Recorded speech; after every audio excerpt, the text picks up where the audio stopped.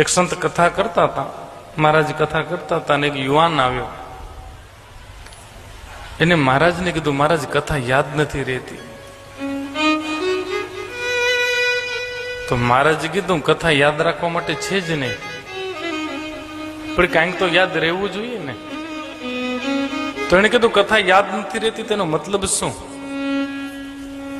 ત્યારે મહારાજે એમ કીધું, એક કામ કર કે આપણી ગૌશાળા છે ને એમાંથી એક વાંસનો સૂંડલો પડ્યો છે, તો લઈ આવો. ભાઈ ગયો, વાંસનો સૂંડલો લઈ આવ્યો. મહારાજે કીધું, જા આપણી નદીમાંથી એમાં પાણી ભરી આવ. ભાઈ કે મહારાજ ગાંડા થઈ ગયા છે, વાંસના સૂંડલામાં પાણી ભરાય ખરું? એ તો વહી જાય પાણી. ચાયણીમાં પાણી ભરવું તો ભરાય? ન ભરાય. પણ છતાં મહારાજે કીધું, જા તું આમાં પાણી ભરી આવ. કથા શું કરે છે એની વાત છે.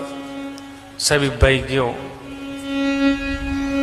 નદીમાં વાંસના સૂંડલામાં પાણી ભરવા જાય, પણ જેવો પાણી ઉપર લે ભરીને તો પાણી નીચે ઢોરાઈ જાય. એને એવું 5-7 વખત કર્યું, પણ પાણી ભરાણો નહીં.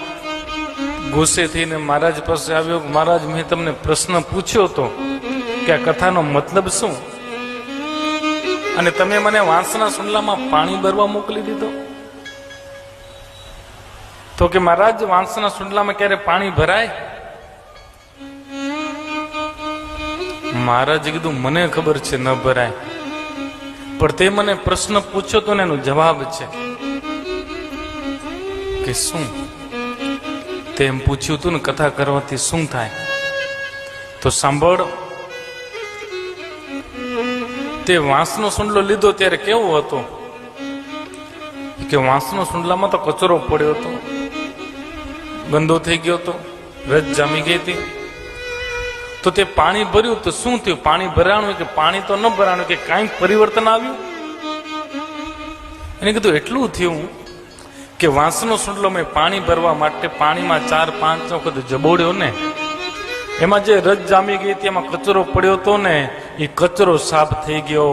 ત્યારે મહારાજે કીધું, બસ જેમ વાંસના સૂંડલામાં પાણીમાં જબોડવાથી કચરો નીકળી જાય, એમાં કથા છે ને એ તમારા ખોપરીમાં ક્યાંક ખોટો કચરો ભરાઈ ગયો છે ને, મારા બેની કચરા સાફ કરવાનું કામ કરે છે.